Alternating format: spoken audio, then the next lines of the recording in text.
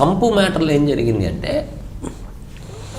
Blinds వేస్తారు sir ఒకరోజు బయట యాక్టివిటీస్ బ్లైండ్స్ దిగుతాయి కదా. ఓకే మనకి అక్కడ అద్దాల్లో పెట్టేసుకున్న తర్వాత మనకి దిగుతాయి బ్లైండ్స్ లాంటివి ఇలా దిగుతాయి. 3 గంటలు అయింది సార్ లోపల.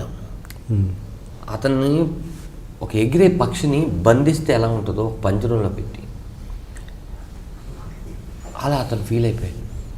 గట్టిగా అరిచేసి నేను వెళ్ళిపోతాను ఇక్కడ ఉండను. కానీ అప్పటికి మళ్ళీ సెకండ్ టైం ఇది ఓదార్చి ఇది చేసి అది చేస్తే లోపలికి వెళ్ళంగానే కన్ఫెక్షన్ రూమ్లోకి బిగ్ బాస్ పిలిచారు. మీరు అగ్రిమెంట్ చదివి మీ స్వయస్థాలతో సంతకం పెట్టి వచ్చారు, మీరు ఉండాలని బిగ్ బాస్ కోరుకుంటున్నారు.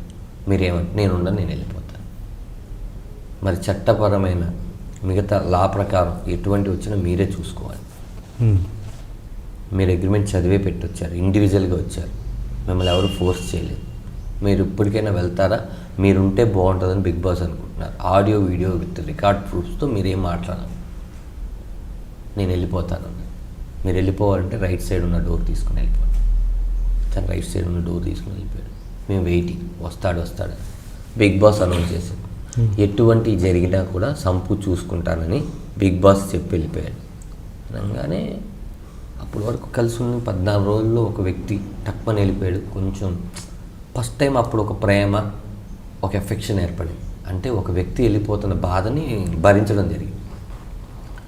ఇలా జరుగుతున్నప్పుడు నేను, శివబాలాజీ, సమీర్ బాగా థిక్కెస్ట్ ఫ్రెండ్స్లా ఉండేవాళ్ళు. ఎందుకంటే బయట రెగ్యులర్గా కలుస్తాం, 4-5 సినిమాలు చేయడం, శివబాలాజీతో ఒక సినిమా చేయడం, దీంతో బాగా నవ్వుకొని ఉండడం ఆ 1 వీక్ అంతా. దాంట్లో ఒకరోజు ఆయన ఎందుకు నన్ను తప్పుగా అర్థం చేసుకున్నాడు సమీర్ అన్న.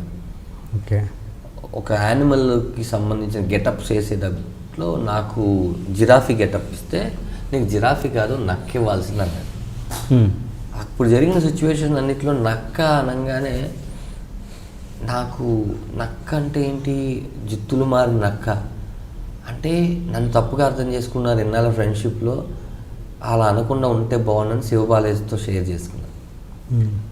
అయిపోయింది. ఆయన ఎందుకో దాని బిఫోర్ నుంచి నాకు సీక్రెట్ టాస్క్ ఇచ్చారేమో లోపలికి పిలిచి. ఓకే, దండరాజు గనక ఏదైనా, ఎందుకంటే ఆయనకు ఒక సీక్రెట్ టాస్క్ ఇస్తే దానికి ఆయన నామినేషన్ అయిపోయాడు. ఇలాంటిదే నాకేమైనా ఇచ్చాడేమో ఆయన అనుకుంటున్నాడు. అంటే ఫ్రెండ్స్ అయ్యుడి నువ్వు మాతో కూడా చెప్పట్లేదు అని ఆయన రాంగ్గా అనుకున్నాడు. కట్ చేస్తే సరే అయిపోయింది. ఎక్కడో నేను వెళ్ళి ఒక ప్రశ్న వేసాను, అన్న మీరు ఇలా ఉంటే గేమ్ నడవదు, మీరు ఇక్కడ కదా, నువ్వు పాలిటిక్స్ ఏం నేర్పికన్నాడు. నాకు అక్కడ గట్ట నీళ్ళు కారిపోయి, ఎవరైనా చూస్తే బాగోదు ఇక్కడ ఉన్న వాళ్ళు, కెమెరా ముందు వెళ్ళి ఏడవడం ఏంటని నేను బాత్రూంలోకి వెళ్ళి లాక్ చేసుకుని ఏడ్చేసాను. అంటే అప్పుడు ఏడ్చే దగ్గర ఐ లవ్ యూ మా ఆవిడ, I love you Siri, I love you Sukku అంటే నాకు వాళ్ళు గుర్తుకొచ్చేసారు. ఇక్కడ మనకంటూ ఎవరు లేరు, దిస్ ఈజ్ ఇండివిజువల్ గేమ్, ఎవరు వాళ్ళు కాంటాక్ట్ చేసుకుని అక్కడ అన్నీ రీకరెక్టే. దాంతో నేను ఏడ్చేసేసి కళ్ళు తుడుచుకొని ఎంత నవ్వుతున్నా నీళ్ళు కారిపోతే మళ్ళీ వెళ్ళి, అంటే ఎవరైనా ఇప్పుడు ప్రశ్న వేస్తే ఎందుకు వెళ్ళావు అని అడిగితే చెప్పడానికి కావాలి. నేను ఈ విషయం ఎవరితో షేర్ చేసుకోకూడదు, కెమెరాలకు తెలియకూడదు. అట్లా ఇచ్చేస్తే ఆ తర్వాత చూస్తే బాత్రూంలో మైక్ ఉంది. ఓకే, బాత్రూంలో మైక్ ఉంది. నేను వచ్చి డ్యాన్స్లు వేసుకుంటూ మళ్ళీ వెళ్ళి కూర్చున్న తర్వాత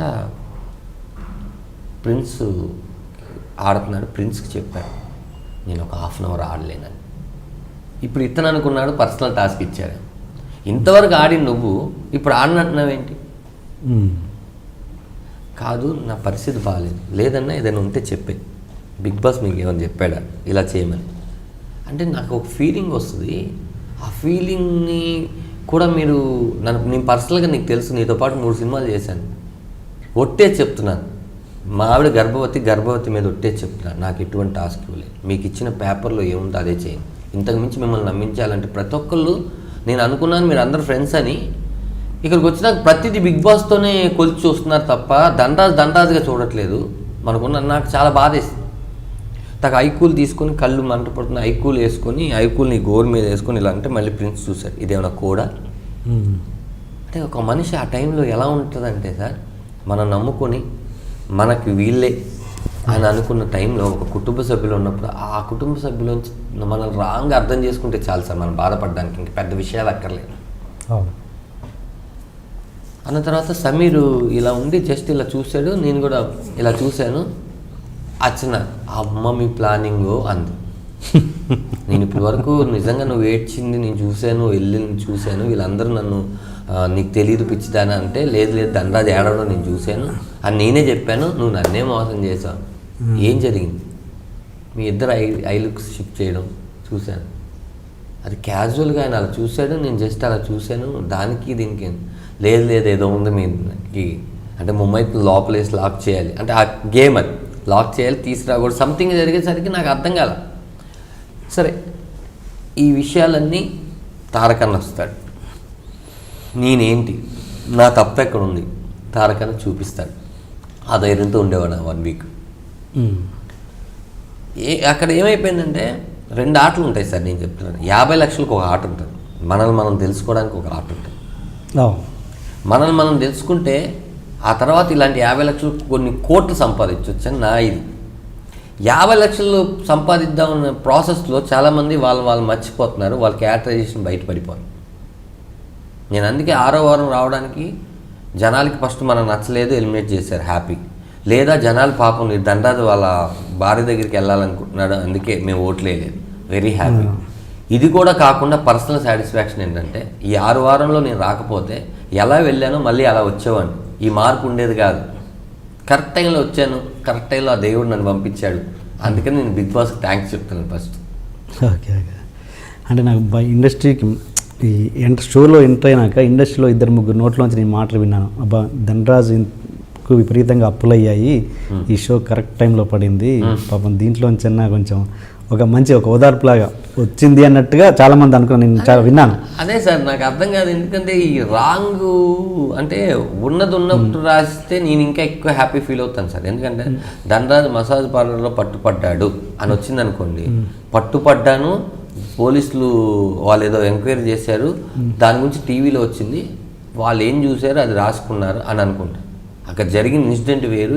మళ్ళీ నేను తవ్వి ఆ రోజు నేను వెళ్ళినప్పుడు ప్రతి మీడియాలో ఉన్న వ్యక్తులు నాకు ఫ్రెండ్స్ ఉంటారు, వచ్చి నేనేం చేస్తున్నానో కూడా చూశారు, నేను గోల్ కట్ చేసుకోవడం చూశారు. అదే మీడియా వాళ్ళు దండాన్ని అరెస్ట్ చేసేదని రాశారు. మరి నువ్వు చెప్పొచ్చు అంటే మేము చెప్పకూడదు అంటాడు అక్కడ ఉన్న కానిస్టేబుల్. మరి ఎస్ఐ గారు నేను వద్దు అక్కడే కూర్చొని సీసీ కెమెరా ఫుటేజ్లు ఉంటాయి కదా సార్, తీయండి, నేను ఎక్కడికి అవుట్ వెళ్ళాను ఎక్కడ ఇన్ని వచ్చాను మీకు తెలుస్తుంది. అప్పటికప్పుడు ఇవన్నీ సార్ ఎస్ఐ గారు మీరు చెప్పండి సార్ నేను ఏ తప్పు చేశాను. మీ హెడ్ కానిస్టేబుల్ మాట్లాడి దండరాజు తప్పేం లేదు, ఇక్కడ ఉన్నాడు సంఘటన స్థలంలో ఉండేసరికి విచారించాం, ఒక సెలబ్రిటీ కాబట్టి అతను తప్పేం లేదని చెప్పారు. పోనీ మరి అది టెలికాస్ట్ చేయలేదే, దీని ముందు వేరే టెలికాస్ట్ చేస్తారు మీరు, దీన్ని ప్రేస్తే మీరు తప్పు అయిపోద్ది, మీరు వేయరు. నేను దాని గురించి ఈ రోజు వరకు ఎప్పుడు ప్రస్తావించలేదు. అలా నిజాన్ని కొంచెం గొప్ప ఇక్కడ ఉన్నప్పుడు రాయడంలో కొద్దో గొప్ప ఓకే. ధనరాజుకి అప్పులో ధనరాజు చేసిన తప్పు ఏంటంటే ధనరాజు ఒక 60 లక్షలు ఎంతో సంపాదించుకుంటే 50 లక్షలు పెట్టి సినిమా తీసి పోగొట్టుకున్నాడు ప్రొడ్యూసర్గా. వచ్చిన ఎర్లీ స్టేజ్లో ఎవడైనా ఇల్లు కట్టుకుంటాడు, నేను కట్టుకోకుండా సినిమా మీద ఎక్కడైతే సంపాదించామో అక్కడ పోగొట్టుకున్నాను, మళ్ళీ ఇంకో రోజు నాకు వస్తుంది. ధనరాజు అసలు అయిపోయింది జీవితం. ధనరాజుని ఎన్టీఆర్ అన్న ఆదుకున్నాడు, కరెక్ట్ బిగ్ బాస్ షో పడింది. నేను వెళ్ళకముందే నేను ఒక ఛానల్లో ఎక్కడో ఒక ఇంటర్వ్యూ ఇచ్చాను, 70 రోజులు ఒక వర్క్ మీద వెళ్తున్నానండి, అదేంటని వాళ్ళే అఫిషియల్గా చెప్తారు అని అనగానే మనకు వాళ్ళు కొంచెం తెలివైన వాళ్ళు కాబట్టి బిగ్ బాస్ అని తెలుసుకొని ఇది రాశారు. అసలు మా ఇల్లు చూడలేదు ఎవరు, నా కార్ చూడలేదు, నా బ్యాంక్ బ్యాలెన్స్ తెలియదు, నేనేం సినిమాలు చేస్తున్నాను తెలియదు. సడన్గా ఒక మ్యాటర్ అనేసరికి ఓదార్పులు ఎక్కువైపోయినాయి. నాకు ఫస్ట్ నచ్చింది ఏంటంటే నా దగ్గర నిజంగా రూపాయి లేకపోయినా ఎవరైనా ఓదార్చడం నాకు నచ్చదు. ఎందుకంటే అది ధైర్యాన్ని కూడా తీసేస్తుంది. డబ్బు తర్వాత మన దగ్గర ఉండేది ఒక ధైర్యమే, అది నమ్ముకొని మళ్ళీ ఇంకొక స్టెప్ వేస్తాం. ఆ ధైర్యాన్ని కూడా క్షీణింపజేస్తుంది అనమాట. ఈ ఫ్రెండ్స్ ఫోన్ చేయడం, వాళ్ళు అడగడం కూడా డైరెక్ట్ టాపిక్ రాదు.